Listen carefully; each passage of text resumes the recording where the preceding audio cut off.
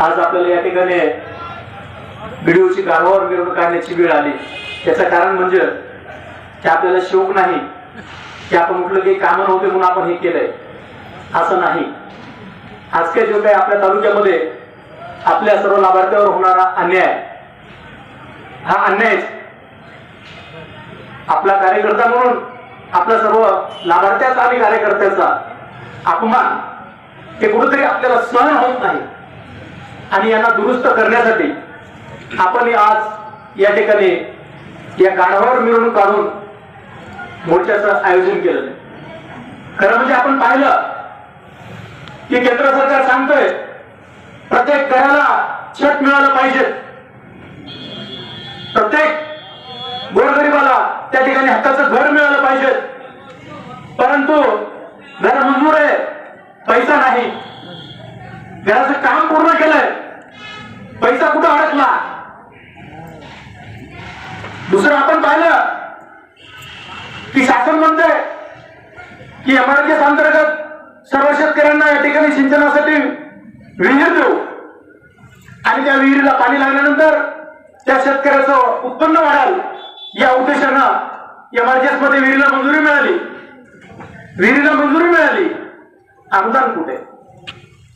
अहो, आमचा सर्वसामान्य शेतकरी कर्ज काढून त्या ठिकाणी विहिरीचं काम करतो, कुठल्या तरी दुकानदाराला उधारीवर त्या ठिकाणी माल आणतो, परंतु नेमकी विहीर आमची पाण्यापर्यंत जायची आणि या ठिकाणी कुठलंच बिल निघत नाही, ना मजुराचे पैसे निघत नाही। 2005 पासून एमआरजीएस योजना चालू झाली, पण आजपर्यंतच्या इतिहासामध्ये गेल्या 20 वर्षामध्ये असं कधी झालं नाही की मजुराचे पैसे 15 दिवसाच्या मजुराला मिळाले नाही। परंतु आता 6-6 महिने मजुराचे पैसे सुद्धा मिळत नाही। काय करतो त्या शेतकऱ्याने? कुठून पैसे आणायचे? व्याजाने आणलेले पैसे, त्याचं वाढलेले व्याज ते कोण देणार आणि कसं त्याचं उत्पन्न वाढणार? तिसरं आपण पाहिलं की जनावरांना हक्काचा गोठा मिळावा, जनावर थंडीमध्ये बाहेर पडू नये, बाहेर राहू नये म्हणून त्याला हक्काचा गोठा मिळाला पाहिजे, ही योजना आहे। आपण पाहिलं असेल या ठिकाणी सन्माननीय बीडीओ साहेबांना थंडी वाजल्याने म्हणून हँडग्लोव्ह घातले, पायात पायमोजे घातले आणि आमचा सर्वसामान्य लाभार्थी घरापासून वंचित असल्यामुळे थंडीमध्ये कुडकुडतोय। आमचा बैल ते गोठ्याचं खालचं काम झालंय, पण वरच्या छपराला शेतकऱ्याकडे पैसे नसल्यामुळं थंडीमध्ये बाहेर बांधल्या जातात। हे लावलंय का? हे आमच्यावर अन्याय काय करता तुम्ही? आमचे पैसे कोण्या फाईलमध्ये रोखले? आमच्या घराचे पैसे कोण्या इंजिनियरच्या फाईलमध्ये घुसले? आमच्या विहिरीचे पैसे कुठल्या टेबलवर रोखले? आमच्या या गोठ्याच्या बैलाचे पैसे कुठल्या अधिकाऱ्याकडे रोखलेत? त्यानंतर आपण पाहिलं की आपल्या जनावरांना चारा उपलब्ध व्हावा म्हणून एक गावरान शेतकऱ्यासाठी एक कुरण योजना आहे की तुम्ही गवत लागवड करा आणि आपल्या बैलाला चारा। आम्ही गवत लावलं, आमचं गवत मोठं झालं, पण ते सगळं करण्यासाठी आम्ही ज्याचे त्याचे पैसे आणले होते ते पैसे शासनाचे यालेत म्हणून आम्ही ते काम केलं, परंतु अद्याप आपल्याला ते पैसे शासनानं दिले नाही। हे कुठपर्यंत चालणार आहे आणि कशामुळं? बरं, यात सगळ्यात महत्वाची गोष्ट सांगायची झाली तर या ठिकाणी जो काही तुम्ही आमच्या लाभार्थ्याचा आणि कार्यकर्त्याचा अपमान करता, निदान आम्हाला मान देऊ नका पण अपमान करू नका। कशा पद्धतीने अपमान करायला? आपण पाहिलं की गेल्या 1 वर्षभरापासून कोणाला पहिला हप्ता पडला नाही, कोणाला दुसरा हप्ता पडला नाही, कोणाला तिसरा हप्ता पडला नाही। पहिला हप्ता पाडल्यानंतर 15,000चा हप्ता सक्तीने टाकला, बऱ्याच लाभार्थ्याला आणखी पहिला हप्ता मिळाला नाही। दुसरा हप्ता टाकण्यासाठी 20,000 ते 25,000चा रेट या पंचायत समितीमध्ये चालू आहे। कुठलीही लोट लावली तुम्ही, द्यायला 70,000 आणि घ्यायला 25,000। प्रत्येक गावगाव दलाल या ठिकाणी यांनी निर्माण केले। आम्ही जनसेवेसाठी या ठिकाणी कार्यकर्ता म्हणून काम करतो, ही कुठली सेवा आली? जर पैसे घेऊन त्या लाभार्थ्याचं काम होत असेल तर ही सेवा नाही। आम्हाला सन्माननीय बाळासाहेब ठाकरे यांनी शिकवलेलं आहे 80% समाजकारण आणि 20% राजकारण। कुठलं काम आलं, जर माझ्या भागातल्या सर्वसामान्य लाभार्थ्याला या ठिकाणी 25,000 रुपये जर घरकुलासाठी द्यावा लागत असतील तर आमची सेवा कुठली आली? आपण एखाद्या मंदिरामध्ये एखाद्या पुजाऱ्याला पैसे देऊन जर सेवा करून घेतली तर त्या सेवेला अर्थ नाही। त्याच पद्धतीनं या पंचायत समितीमध्ये कार्यकर्त्याचं कुठल्याही या ठिकाणी सेवा करायला संधी नाही, कारण लाभार्थ्याला पैसे लागतात। हे पैसे कुठेतरी या ठिकाणी थांबले पाहिजेत। आपण पाहिलं मागच्या वेळेस हजारो बाई ठिकाणी आम्ही एक व्हिडिओ काढला होता, एका घरामध्ये पडू नये त्या फायलीचा हजारो फाईलचा ढीक एकीकडे, दारूच्या बाटल्या त्या ठिकाणी पडलेल्या, गुटखा खाऊन त्या ठिकाणी तुटलेले, आस्ताव्यस्त हजारो रुपये खर्च करून लाभार्थ्याने फाईल तयार केल्या आणि त्या ठिकाणी अशा पद्धतीने त्या फेकून दिलेल्या आहेत. आणि आता सांगतात की प्रत्येक लाभार्थ्याला फाईल घेऊन या. साहेब, एक फाईल करायला किमान एका लाभार्थ्याला 1000 रुपये खर्च येते, 10 ठिकाणी चक्रा मारा लागतात. कशामुळे आम्ही दुसरा फाईल तुम्हाला देणार? कुठे तुमचा इंजिनियर त्याला धरून आणा, आम्ही दिलेल्या सर्व संचय या ठिकाणी जमा करा आणि त्याची यादी पंचायत समिती समोर लावा. त्या सर्व प्राप्त फाईल आहे आणि या सर्वांचा दुसरा हप्ता तुम्ही या ठिकाणी तातडीने टाकला पाहिजे. ज्याचा तिसरा राहिलाय त्याचा तिसरा हप्ता तुम्ही तातडीने टाकला पाहिजे.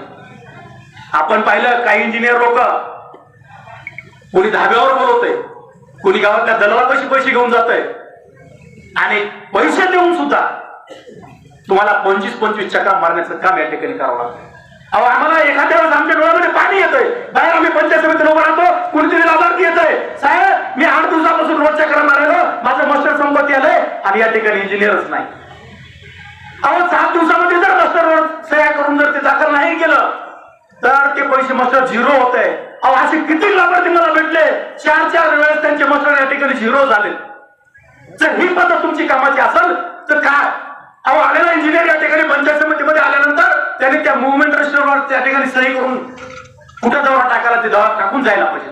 10 वेळेस व्हिडिओ या ठिकाणी आम्ही सांगितलं, साहेब शिस्त लावा, तुमचा आलेला इंजिनियर सकाळपासून दुपारपर्यंत पंचायत समितीला 4 तास बसला पाहिजे आणि त्यानंतर दौऱ्यावर गेला पाहिजे. पण कुठलाही इंजिनियर या ठिकाणी पंचायत समितीमध्ये पाऊलच टाकीत नाही.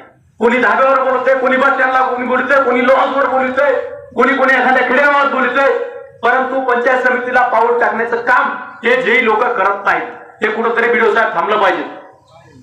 त्यानंतर आपण पाहिलं की या ठिकाणी आता मस्टर चालू नाही. आता जिल्ह्यामध्ये कुठलाच तालुका नाही की जिथं विहिरीचे मस्टर चालू नाही, गोठ्याचे मस्टर चालू नाही. आता का तुम्ही पावसाळ्याला आमचे मस्टर काढणार आहेत का? अहो, ज्या लोकांचे मस्टर कंप्लीट व्हायचे राहिले ते मस्टर तुम्ही बंद का केले? ते मस्टर ताबडतोब तुम्ही या ठिकाणी चालू केले पाहिजेत. मला वाटतं बीडीओ साहेब काय दिसत नाहीत की पंचायत समितीमध्ये? असं वाटत नाही आहेत म्हणून. आहेत का रायरे साहेब? नाहीत. बीडीओ साहेब आहेत का पंचायत समितीला? नाहीत. कोण आहे त्यांचा प्रतिनिधी? त्यांचा कोणी प्रतिनिधी असाल त्याच्या समोर आणा. आमचे काही मुद्दे आहेत, त्यांनी त्याप्रमाणे मी त्यांना 15 दिवसाचा वेळ देतो की आपण येणाऱ्या 15 दिवसामध्ये ही सगळी यंत्रणा या ठिकाणी सुस्थितीत लावली पाहिजे. तुमचा प्रत्येक जेई, प्रत्येक सर्कलचा जेई या ठिकाणी सकाळी 10 ते 2 उपस्थित असला पाहिजे. 2च्या नंतर त्यांनी कुठल्या साईडवर जायचं जावं, कारण येणाऱ्या लाभार्थ्याची हेळसांड होता कामा नाही. त्याला समोरून जेई गेला तरी कळणं कोणता जेई येते, कारण कोण पाहिलंच नाही. मी तुम्हाला आवाहन करतो की आपण सर्व जेईला शिस्त लावली पाहिजे. प्रत्येक जेई आपला त्या ठिकाणी 10 ते 2 आठवड्यातल्या जे ऑफिशियल कामाचे दिवस असतात.